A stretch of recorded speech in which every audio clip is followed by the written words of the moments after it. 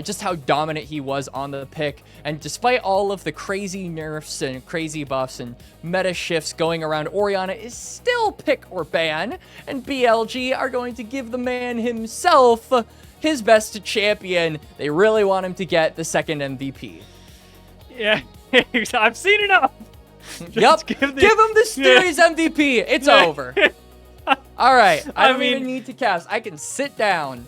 Yeah, this did seem like, in terms of the draft, sort of a is everyone awake check from LGD. Now, Tangyuan's rise is something that he really likes to play, is something that he's really good on. Is it an even trade? No. I'd say LGD sort of performed the wakefulness check. They went, hey, will you recognize that Ori's still up? BLG did. They now have Ori, and even with a Rise lock, and even with this being a powerful champion that Tangyuan is comfortable on, I can't say that this draft is going even. And I do think some of the traditional ball deliverers for Orianna, obviously Nocturne, Fearless, away Nefiri was kind of that secondary one that a lot of teams relied on too. Jarvan banned, so I do think Skarner might honestly be your best bet. Not only is it a good ball delivery system, but also is a good disruptor against this Lee Sin and making it difficult for him to use that excess mobility to really maneuver around these fights. But it seems like BLG are going to be content with at least saving the jungler for another pick. I say that and they immediately snag up the Skarner and fake me out. So full top side going to be brought on up here by BLG, and LGD probably going to respond with a counter pick to the Cassante. Ambessa is the first one that comes to mind, but Cassante doesn't really have a ton of true counter picks outside of ranged top laners. So this feels more like a skill matchup that Burdol is putting himself into more than anything. And I will say, you know, I didn't really get the chance to hype up Burdol last game because he picked Jace, and to be honest, that is not the pick that I was thinking of hyping Burdol up on. Or sorry, but Ambessa is. I really like Burdol's Ambessa. I think that he has really good game sense around public executions, even as I remember Alk Battery mentioning this, I think again it was last week, just about how Ambessa has sort of fallen off significantly since the start of 2026, where she used to be just a face world champion.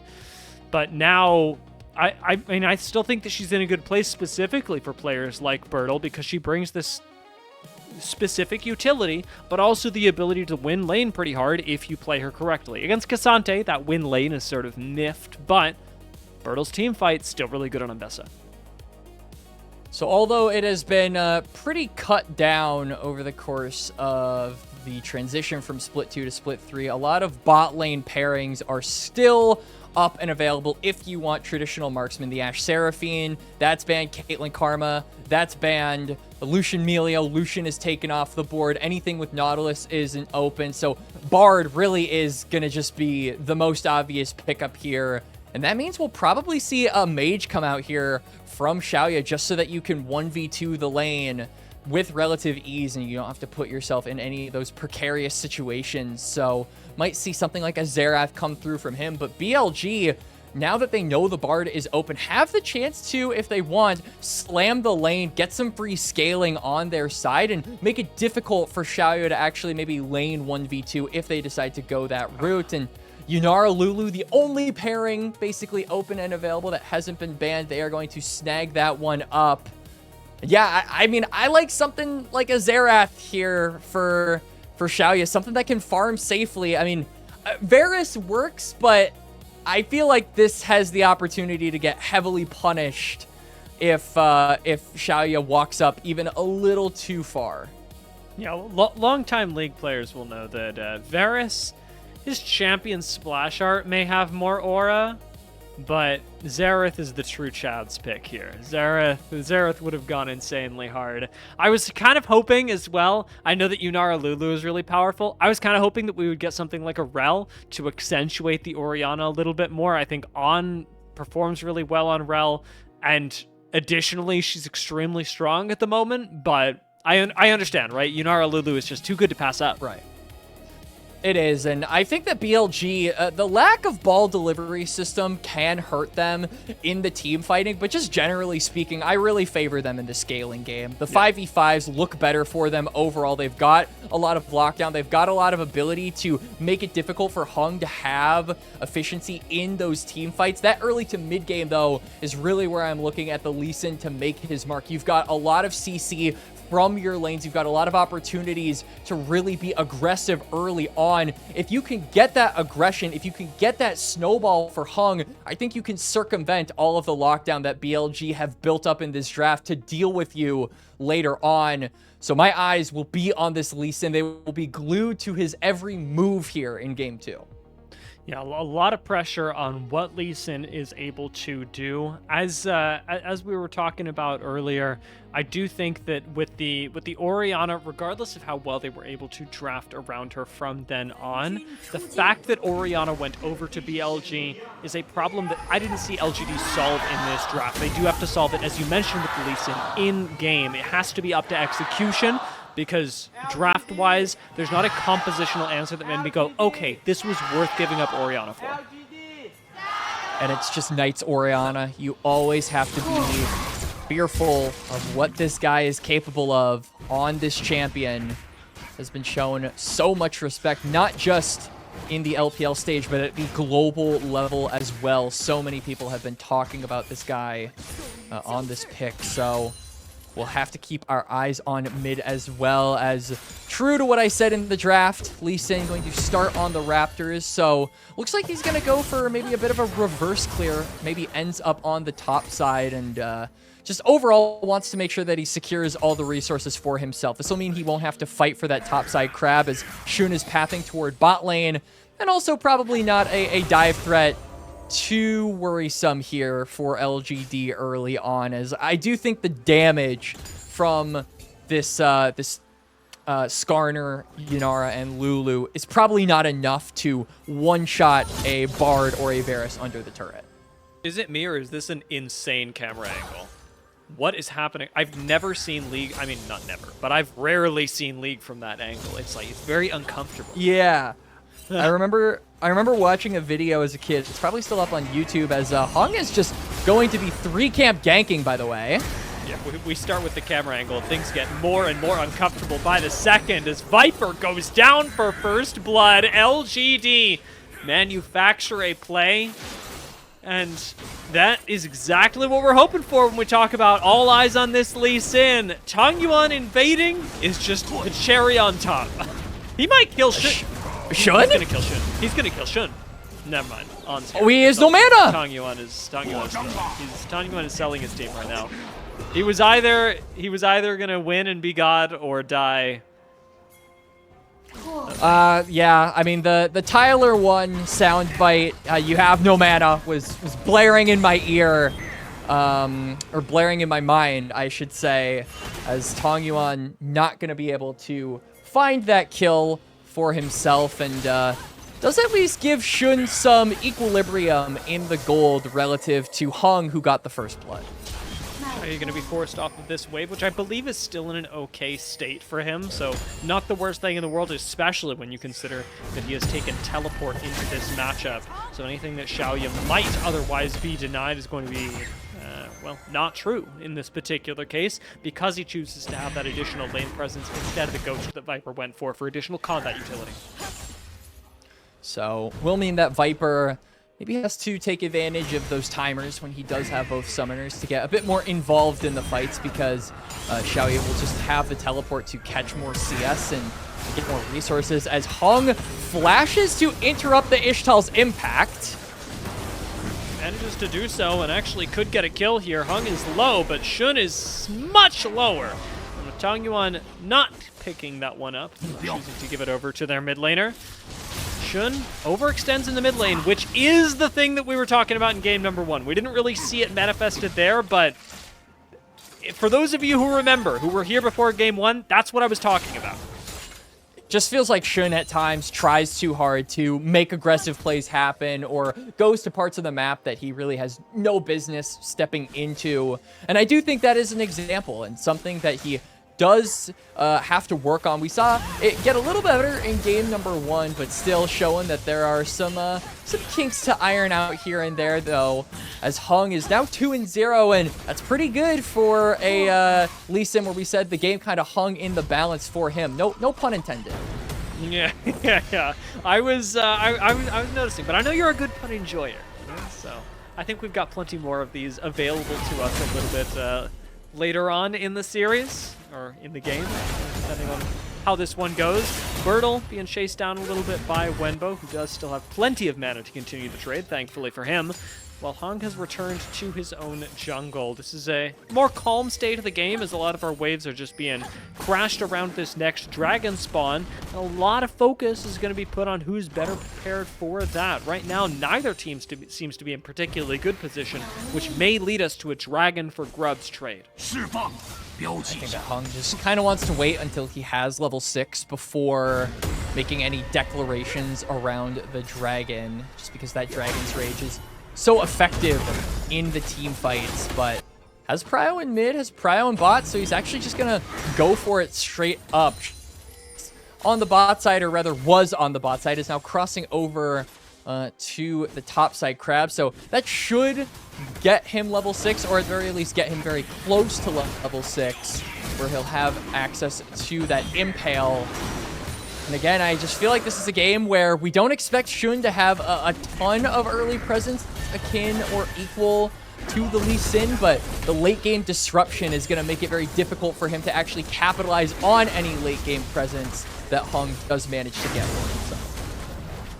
At least manages to pick up Raptors in response. This seems to be the consolation prize just generically for junglers. If you can't get an objective, well, at least you got Raptors, and Xun definitely completes that here. Does go for a little bit more inside the jungle of LGD, but has prio from Wenbo coming in this time. So Heng's engage on this is actually a little bit overzealous. Wenbo's going to get out of here as a Realm Warp comes in, and it is all 5 members from LGD that have shown up top lane, as Shaoye even walks into the frame, leaving Viper alone in bot. Let's get some plates here for the Yunara. This is what we talked about. At this phase of the game, it is not necessarily uncommon, as hold that thought, all out coming here for Wenbo. Good buffer from Burdol, and just looks like ships passing in the night after a couple of scuffles here from the top laners. Oh, Heng got spotted by the ward. It was a very, very close thing as to whether he'd actually get seen or not, but having been seen, Wenbo plays like it, and we're going to see a couple of resets come in towards the top side, as Crisp has expectedly been out of lane, but this is what it's costing him, as Shaoye does get dove. The 2v2, or 2v1 rather. Deadly from Viper and on, especially with Yunara Lulu being the combo. And Viper, the moment he popped that that elixir that you get with triple tonic at level 6 that gives you the 20 adaptive force, I was like, all right, they're going straight for a dive, dead giveaway, and they managed to make it work. Now, Shaoye does have that teleport to immediately get back to lane, but still more gold going over to Viper. And on top of the plates that he got while being alone in the bot lane that you mentioned, Dia, this is a pretty good early setup for the AD carry of BLG, and something that they can maybe use to combat this Lee Sin that hasn't gotten kills in a while, is starting to maybe stagnate in power as he gets closer to that one item. Still will be strong, but does have a limit where he will get outscaled, and so long as BLG don't keep feeding him kills, should be in a position where Viper can start to take the reins of the game if he is able to continue getting resources at the rate he is. Should in the bot lane, right place, right time. Spots a quick gank from Crisp and Heng. Crisp, again, very active on the map this game, and Heng actually may be going for something once more. All of this towards the bot side of the map, though, is a little bit strange to see, especially because we're 8 minutes in. Void Grubs are up. Yeah! This guy plays League of Legends.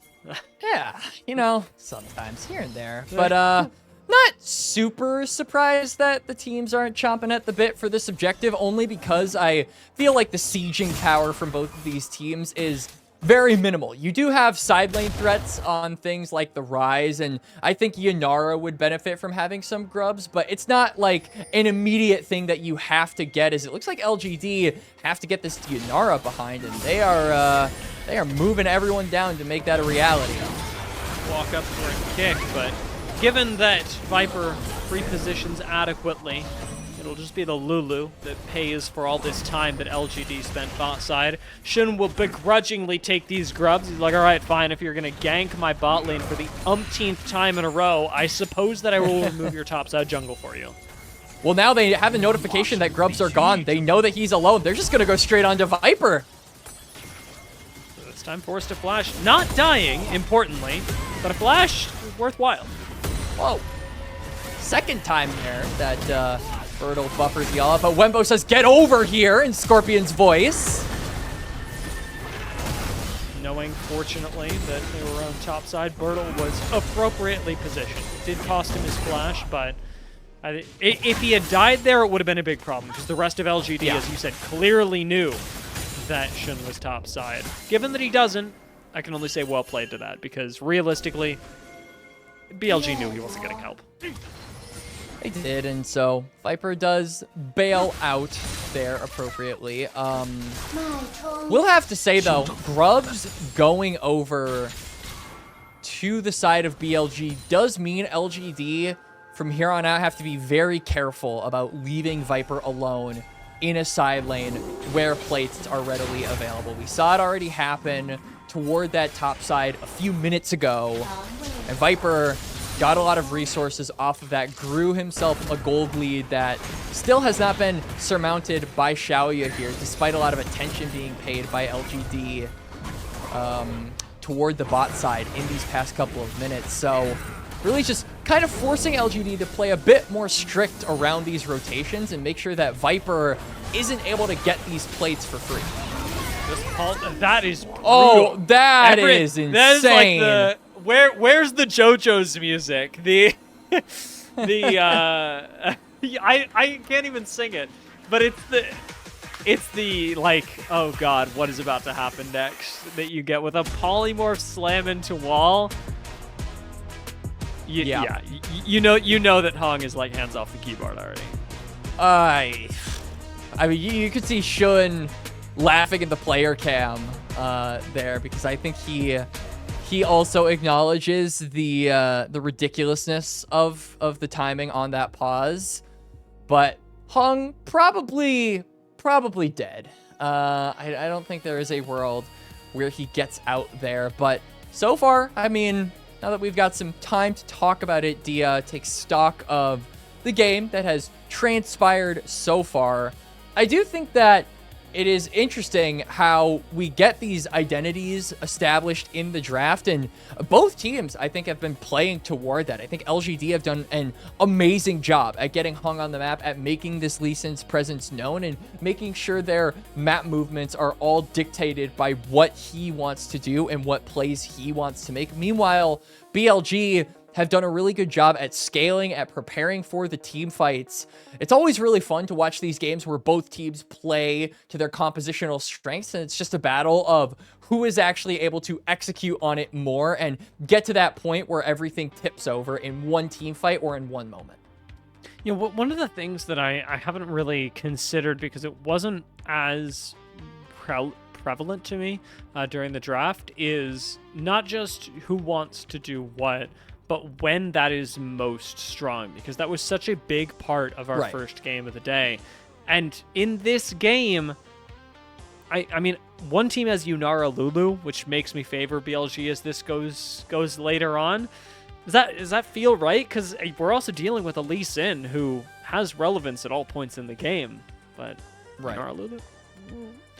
Right, exactly. And not even just like taking them individually. We've already highlighted the Yunara plenty, right? Where you're going to have the scaling, you're going to have the peel, you're going to have the damage once you get to 3 items. But then taking the Lulu as a singular champion too, I mean, it's the wild growth is going to be able to interrupt any Lee Sin combo that Heng might be thinking of doing to turn a fight around. He's going to be able to turn Heng into a squirrel. There are so many things, so many roadblocks that Lee Sin is going to have to hurdle over to get over if he wants to have relevancy in these late games. So I think that is the biggest difficulty I foresee for the LGD jungler, which is concerning because it kind of feels like LGD are putting all of their eggs in the Lee Sin basket and hoping that it amounts to something relevant later on against a comp that feels almost tailor-made to make sure he has a bad time in team fights. Yeah, this is maybe the start of that we're seeing just behind the paused screen right now. One of the important things about this pick as well is notice what's just come up. Dragon is just spawned, so as we watch Heng get obliterated, it means bad things about the objective control for LGD right now. Heng didn't really have a lot of moments there to go over the stages of grief, but I'm sure he landed on acceptance eventually. Will accept his fate and go down for the first time in this game. That just gives the green light to Shun, and it looks like second Dragon will equalize the count for both of these teams. I'm trying really hard to like simultaneously commentate and figure out what's going on while also finding the name of that stupid JoJo's song that is like right in the it's like it's not even playing in my head, it's just my brain knows that it should be playing right now. I've never experienced something like this before. The pain is unimaginable. LGD sorry, go ahead. I was getting back to the game, but you were about to relate. I think one of the most frustrating, painful experiences is when you hear a song. So I have a Chrome extension where basically when I use it, it listens to the audio on my desktop to find the song. But like when it's playing over a montage where people are like talking, it completely messes it up. So believe me when I say not being able to find that one song that you really like, or that one tune that you really like, or that one beat that's really cool is like a experience I have had so many times, and maybe is one of the most frustrating things ever, as Knight is about to get frustrated that he's getting 1v3. Yeah. Getting three-man ganked is, I think, the second experience that is most frustrating. Yeah. Viper on the receiving end of another one right now as LGD are getting aggressive all over the map. Heng looking for On right now. It's still tough to kill a Lulu, but with the polymorph to save On, looks like they're just going to invest a Realm Warp to make this happen. Tangyuan dies for this. Tangyuan dies to On for this. And the Lulu lives to see another day. Another polymorph up, but not used as Heng does commit. Losing the Rise there is hilarious, embarrassing a little bit, but ultimately not the end of the world for LGD. All right. Heng now in a 1v1. Maybe wants to try and take the fight. Has a lot of sustain on the Lee Sin. Could do it. We do have Shaoye on the way to try and wrap this up. Behind him is coming Knight, so LGD have to finish this quickly, and Chains of Corruption is going to make that possible. Shun is still alive somehow, and as Knight shows up with the ball in tow, Heng commits onto him.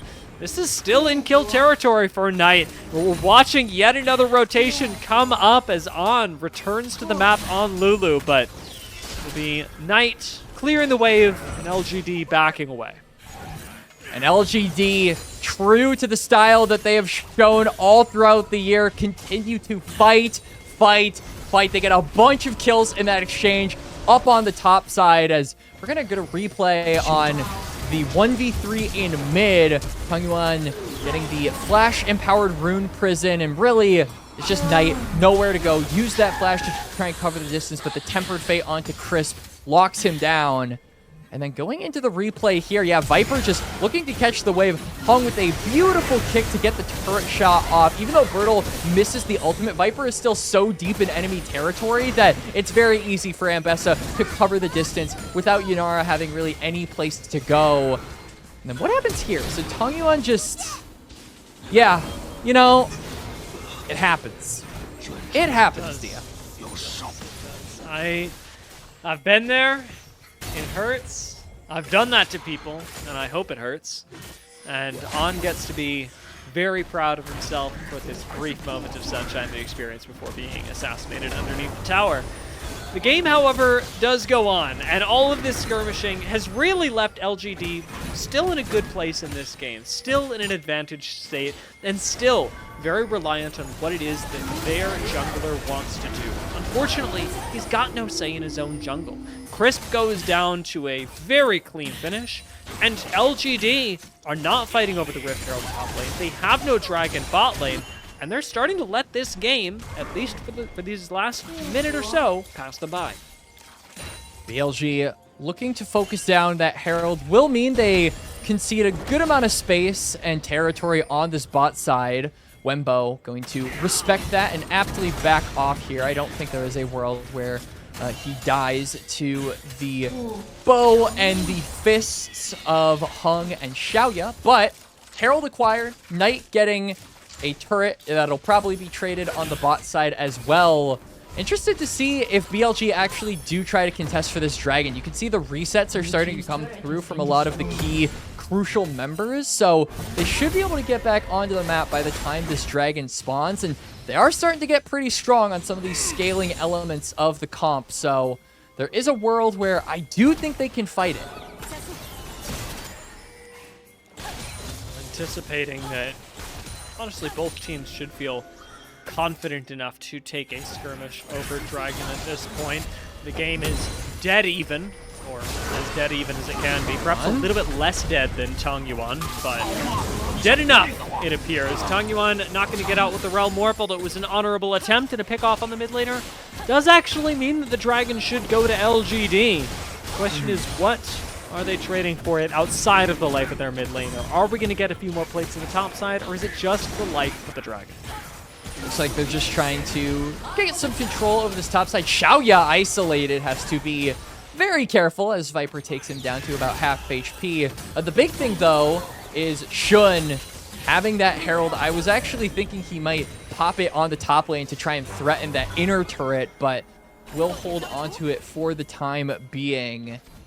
And yeah, BLG just looking for these really good cross-map plays, understanding that, you know, giving second dragon over, not the end of the world for the team that is supposedly going to outscale their counterparts. Yeah, I mean, it's going to be fine long term. I think it's just a, you know, it delays theoretically your power spike. If you are confident in your chances of winning, which I would say BLG seem to be with the way that they are navigating this game, giving over Hex Tech is just going to be a little while longer if they even get to see Soul this game.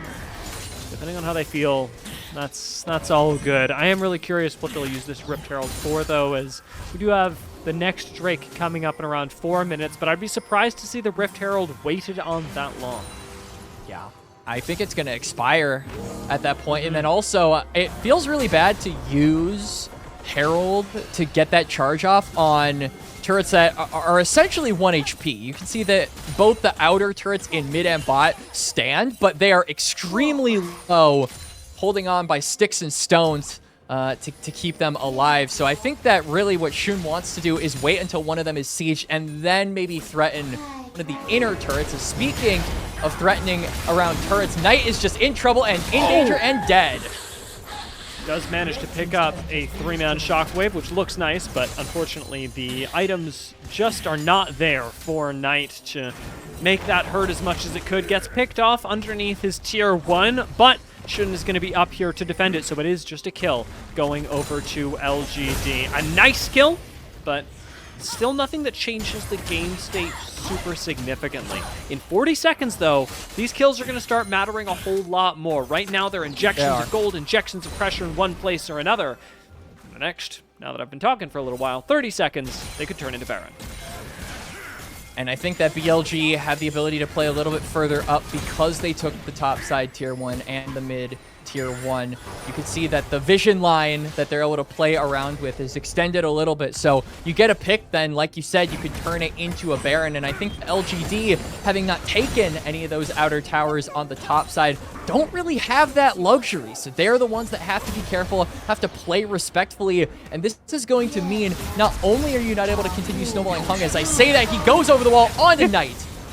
We just get to keep setting up plays around this jungler and now letting it feed into everyone else as well. Heng could have stuck around, could have secured that kill, leaves it over to Tangyuan because Lee Sin knows, a Lee Sin must know that your role is coming to an end here. He's 6-1. It's an impressive performance on Lee Sin, but Tangyuan and Shaoye have to be getting the gold off of these plays, or we're going to get 5 minutes from now into major fights, and it's going to be worthless.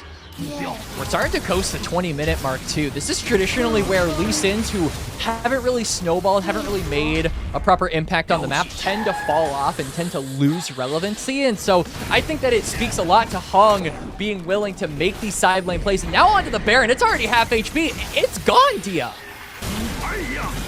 No presence from Shin on the map. And unfortunately, with the amount of picks that have gone on, with the amount of readiness that LGD gave us, they've got complete vision control. They've got a Baron now. And BLG, letting that slide by is a mistake. It absolutely is, and there's a bunch of standing gold that they can get too. I mean, mid lane tier 1 is still open and available. Dragon is going to be up in 45 seconds, and LGD, they redeploy onto the map at a timer where you can really get those Baron-empowered minions into the lanes to make a difference for you in the priority game ahead of this objective. But it doesn't seem like they're concerned with the Dragon at all. They want Knight dead again.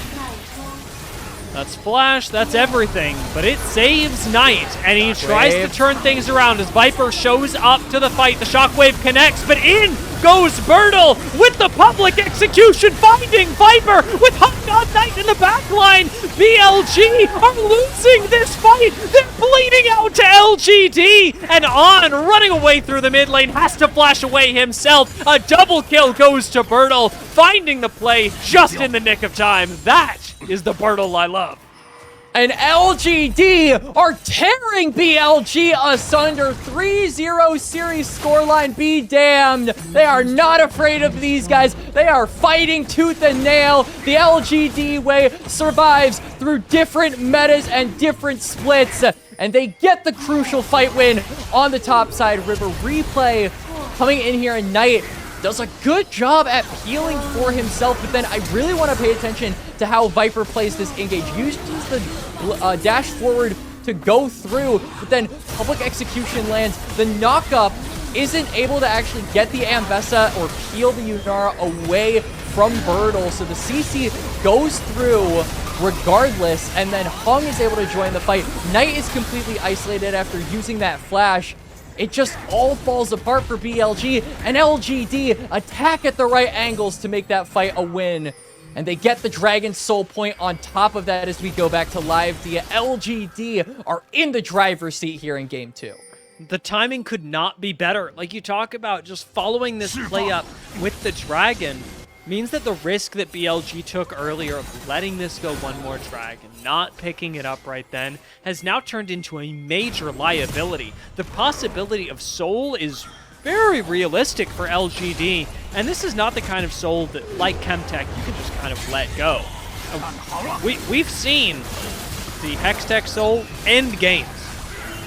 Yep, we have, and do you see the Realm Warp coming through?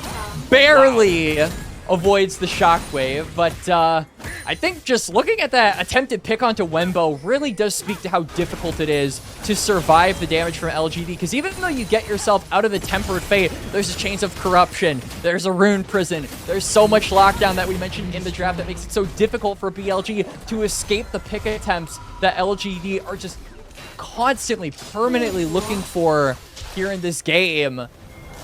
And so ultimately, I think really what it comes down to is, can BLG look for proper 5v5s? But when you're down nearly 4,000 gold, and when the Dragon Souls aren't in your advantage either, and your scaling threat is going to get lessened if LGD do in fact get Soul, it creates a really difficult game state for them. So I think in the next 2 to 3 minutes, we have to see them try to fight for something on even footing. Viper gets to walk this wave into the mid lane. BLG get to claim some of the map for themselves, clearing out a little bit of vision around top side.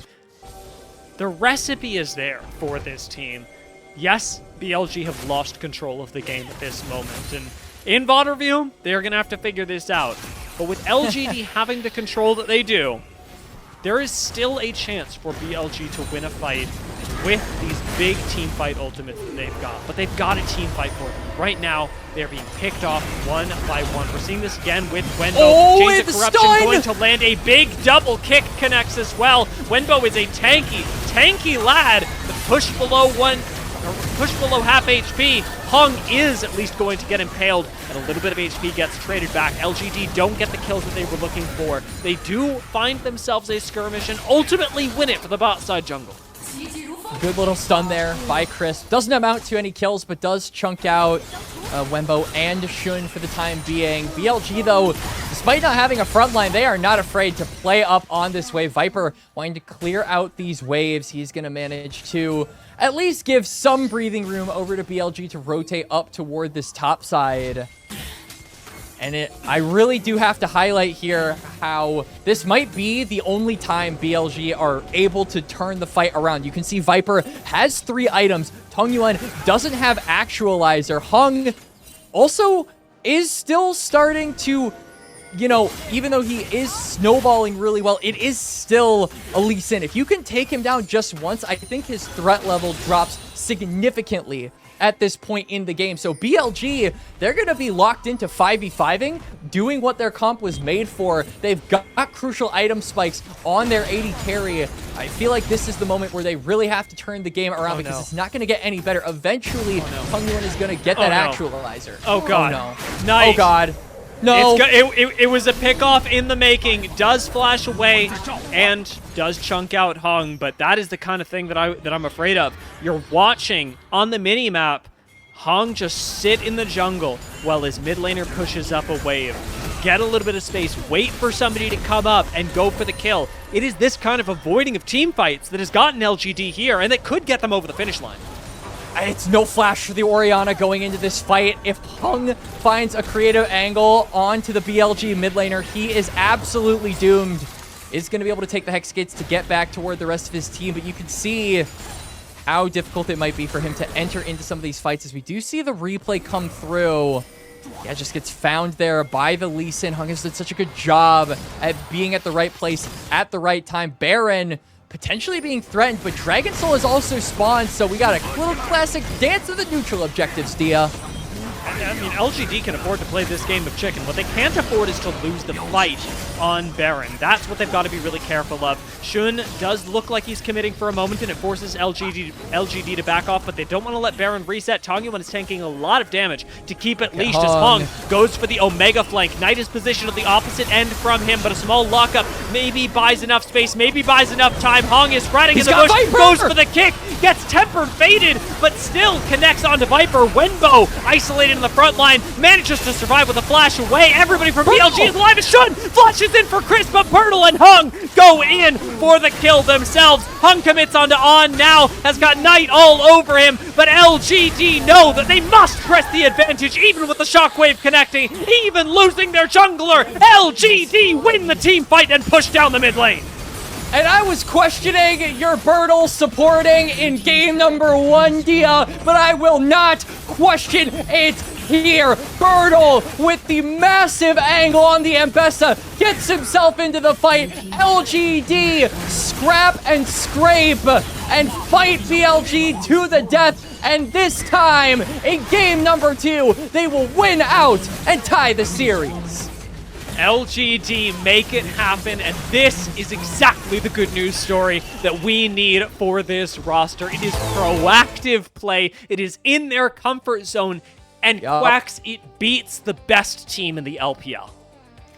It does. The aggressive style, the thing that allowed them to go from Nirvana to Ascend, is on display against the perceived and ranked best team in the LPL. Like you said, Dia, got to give so much credit over to Burdol and Heng specifically with the snowball of the Lee Sin, with the crucial angles from the Ambessa.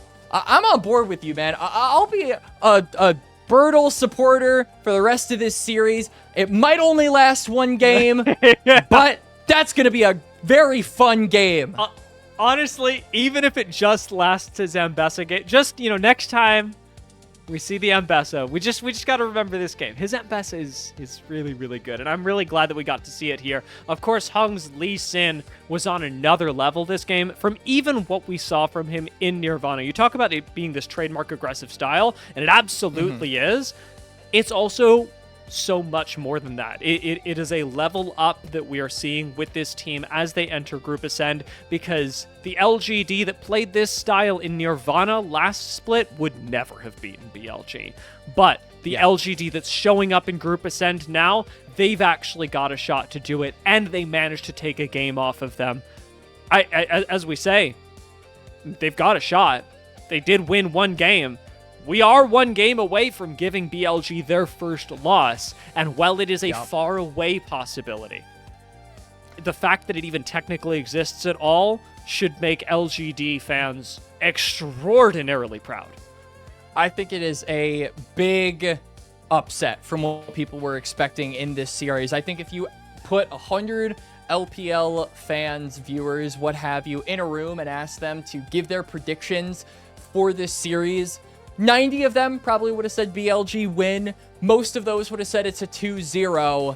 And so I think that really just speaks to LGD stepping up when it matters. And normally we don't talk about KDAs that surprise us in a negative connotation, Dia, but I don't think I have seen Knight have a game this bad all year. 1-5 on his signature Orianna is unheard of this year. I legitimately feel like this might be the worst KDA he's had in 2026. I'm probably wrong, but it's probably up there, frankly, just because he's had so many good and or amazing games. I've seen enough. Give Knight the MVP. Thank you. Yep, give Knight the MVP. Exactly. I mean, jokes aside, the fact that they give over this Orianna, we said in draft, it didn't really seem like a draft that you needed to give up Orianna for. Like, did we really need to let that first pick through? The fact that they do that, win anyway, and win by dismantling that very same Orianna is incredible. And all of that comes down to Heng. So as much as I joke about giving Knight the MVP because he is going to get it, Heng should, in my opinion. I agree. I for sure am in support of that. I think that Burdol showed up for a lot of the big crucial fights, but if you want the guy who was the engine for LGD, who is progressing the game forward, there is no question, there is no dispute that it was the Lee Sin. So really good stuff from Heng in game number 2, I think has been kind of the lifeblood for LGD over the course of this year. That aggressive trademark style that we have been mentioning throughout the broadcast, I think started with him. Him and Tangyuan, I would say, have been the ones that have really stepped forward and kept that consistency of just always looking for fights, always looking for scraps, always having the ability to skirmish. And so it's cool to see that, you know, through all the changes over the course of the year, through the split, even through having a new support, it has not changed him. He is still the same old Heng, and he is willing to fight you for every inch of the game. And in this game, it just it looks fantastic. And like not enough good things to say about LGD. And I think that the biggest one that we can really give them is that during this game, we were going, look at what LGD are doing well, look at what LGD are doing well, and we weren't going, look at what BLG are doing poorly, look at how they're throwing. BLG were actually playing a pretty decent game. Were there mistakes? We are optimists. Of course there were mistakes. Like that. That's just the reality. You know, in a game where one team wins, the other team is going to be making mistakes. But BLG weren't being this uncharacteristic team that just seemed like they had no idea what they were doing. BLG were playing an aggressive game. They were trying their best, and credit to Heng for being, as you say, the engine that dismantled that.